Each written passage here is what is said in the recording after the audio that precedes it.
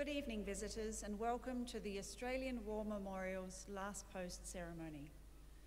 My name is Sharon Bown, and joining us today from the Australian Army is Private Caitlin Navarro. We are honoured to acknowledge the members of the Department of Defence, Directorate of Indigenous Affairs Group, and members of Air Mobility Training and Development Unit.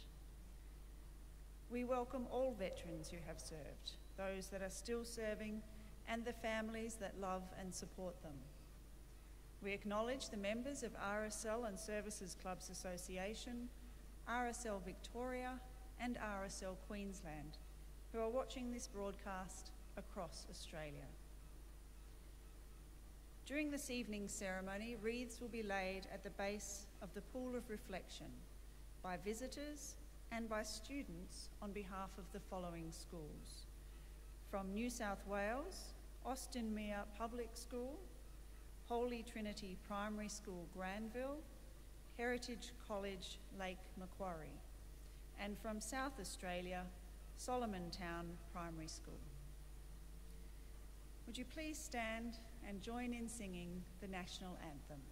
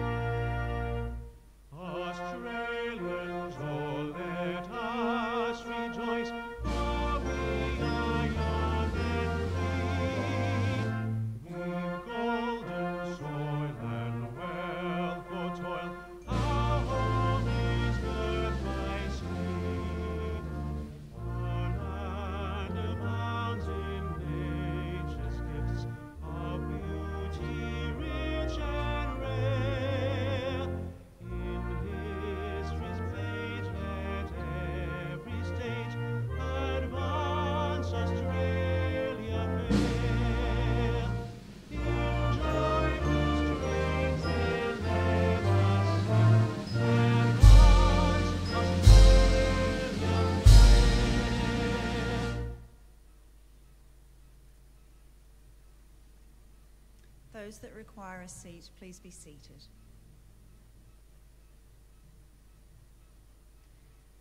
The Australian War Memorial was the vision of Charles Bean, Australia's First World War official historian. Bean landed with the Australian troops on Gallipoli and stayed with them at the front through to the end of the war.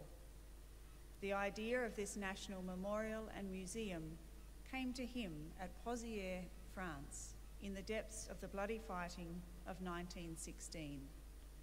Bean's idea was that this would be a place where families and friends could mourn loved ones buried in faraway places. It would also be a place that could help all Australians to understand what these men and women had endured and what they had done for us. Bean's vision, to which we remain true, is best expressed as inscribed in the entrance to the memorial's galleries. Here is their spirit, in the heart of the land they loved, and here we guard the record which they themselves made. Tonight we will read the story behind just one of those on the Roll of Honour, which lists the names of more than 102,000 men and women who have given their lives for us in war and operations for more than a century. But first, we present a lament, Flowers of the Forest. Wreaths and floral tributes will now be laid at the base of the Pool of Reflection.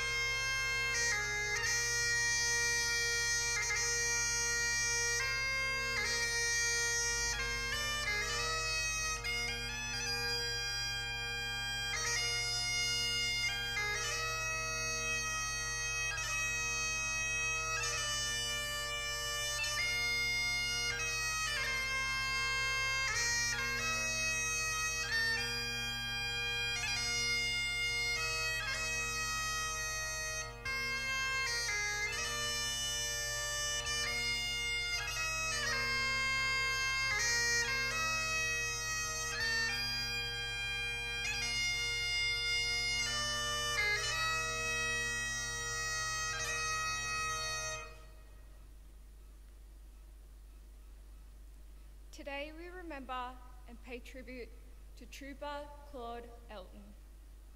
Claude Elton was born in 1893 to Charles and Emily Elton of Bombala, New South Wales. Very little is known of his early life, although he probably grew up in or around Bombala, where he had extended family. His father became ill at some point in his childhood and died in the Callan Park Lunatic Asylum in 1908. Claude became a baker and was a devout Christian and member of the Church of England. Claude enlisted in the Australian Imperial Forces in September 1915. He was posted to the Light Horse and underwent a period of training in Australia before leaving for active service overseas with reinforcements to the 7th Light Horse Regiment in November 1915. Trooper Elton was sent to Egypt.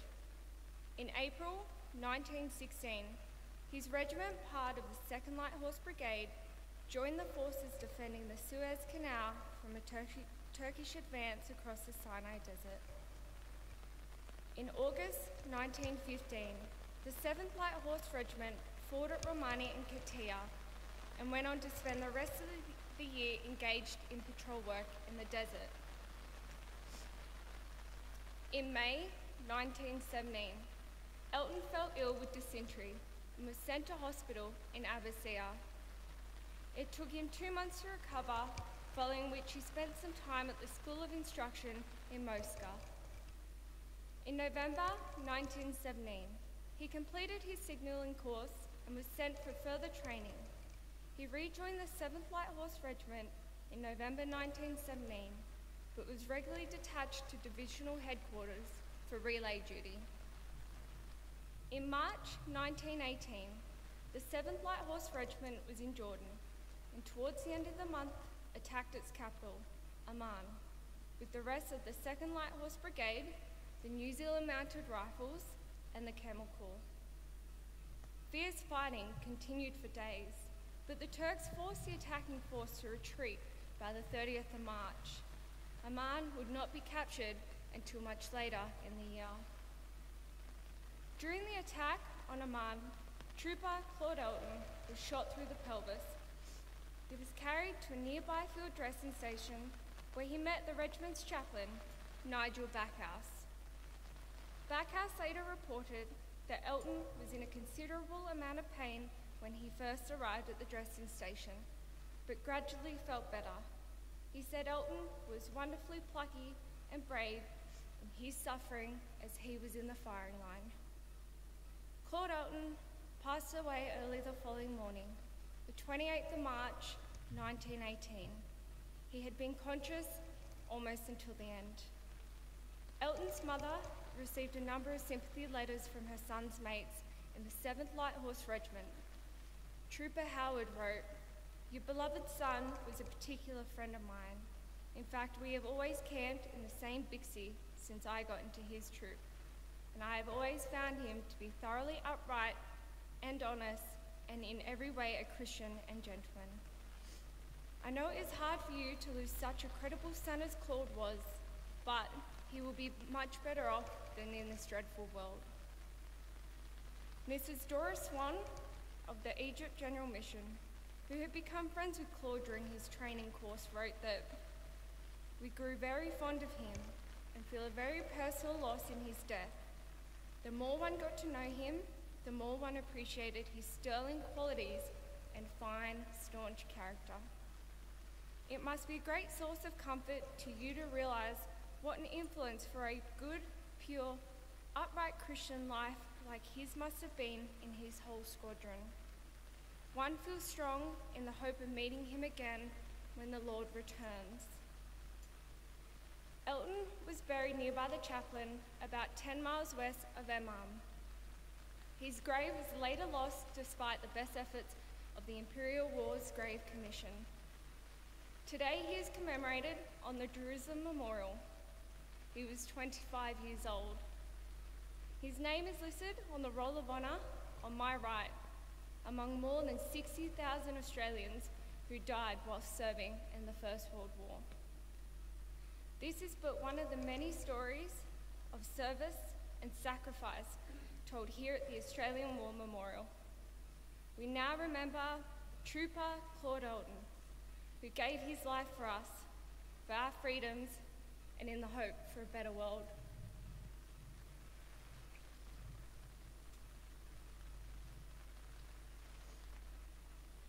Please stand for the reading of the ode and the sounding of the last post.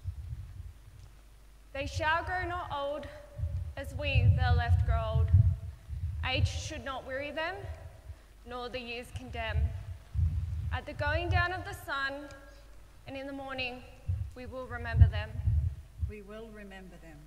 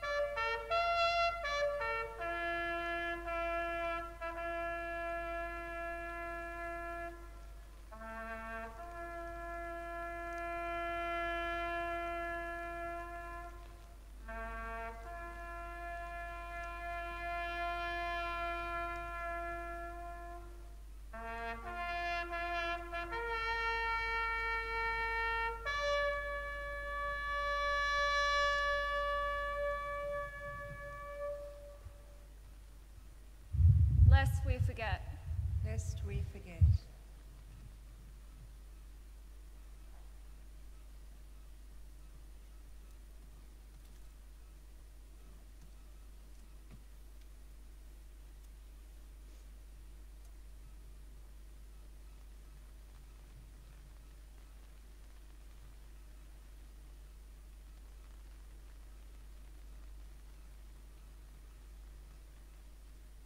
We leave you this evening with the words of the memorial's founder, Charles Bean. Many a man lying out there at Poziere or in the low scrub at Gallipoli, with his poor, tired senses barely working through the fever of his brain, has thought in his last moments, well, it's over. But in Australia, they will be proud of this. Ladies and gentlemen, girls and boys, that concludes the last post ceremony. We thank you all for visiting the Australian War Memorial, and we wish you all a very good evening.